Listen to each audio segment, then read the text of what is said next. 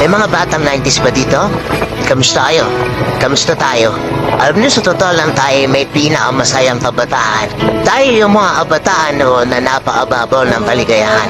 Tayo yung mga batang batak sa arawan kahit napagalitan ng magulang. Okay lang, basta makipaglaro sa mga kaibigan. Di natin alam kung ano yung teknolohiya. Di natin alam kung ano yung cellphone. Di natin kilala si Coco Melon.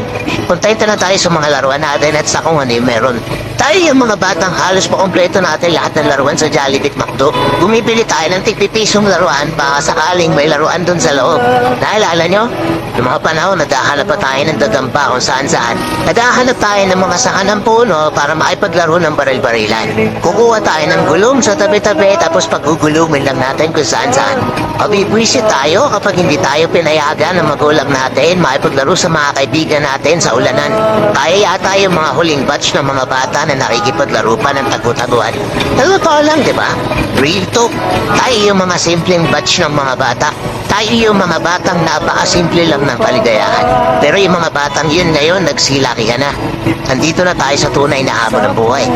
Yung struggle natin, ibang-iba. Pero magtataka ka, yung mga bata ngayon, iba na rin sila. Yung mga bata ngayon, feeling nila mas magaling pa sila sa magulang nila. Yung mga bata ngayon, nagre-rebelde agad kapag hindi na pagbigyan yung mga simpleng gusto nila.